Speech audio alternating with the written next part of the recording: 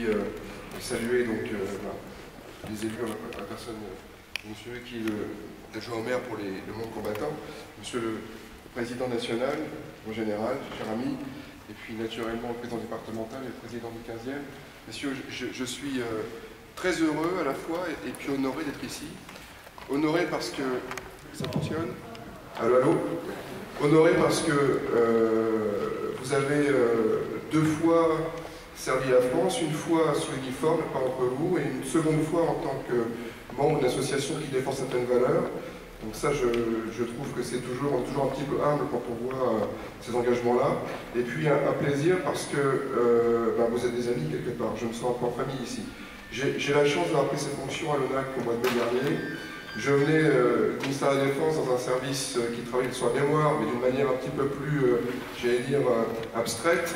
Et ce que j'apprécie beaucoup dans mon poste depuis le mois de mai dernier, c'est que j'ai l'occasion de vous rencontrer régulièrement et de travailler sur des sujets qui comptent d'autant plus que les événements de l'année dernière nous montrent que rien n'est jamais gagné ni acquis et que les valeurs que vous défendez, les valeurs que nous défendons sont des valeurs importantes pour les Français aujourd'hui.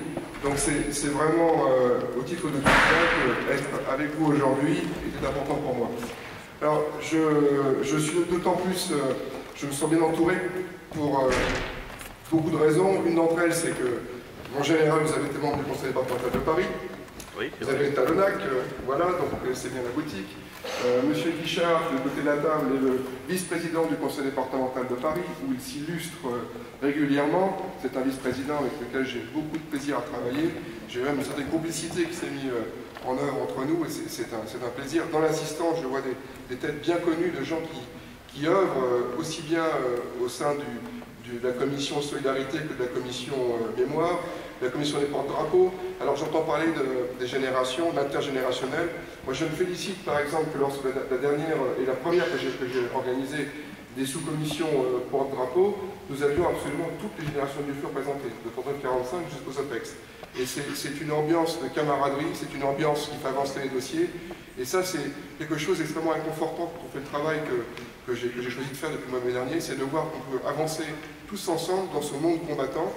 Et c'est pas une chose vaine parce que l'expérience récente me montre que c'est un peu un exemple pour, d'une part, le reste de la société, de part, encore une fois, les valeurs, et on l'a dit tout à l'heure, le patriotisme, c'est quand même quelque chose à côté de quoi on ne peut pas passer, et puis aussi parce que les événements tragiques de l'année dernière, notamment de novembre, ont fait que dans mes activités, je rencontre depuis le mois de novembre dernier les victimes.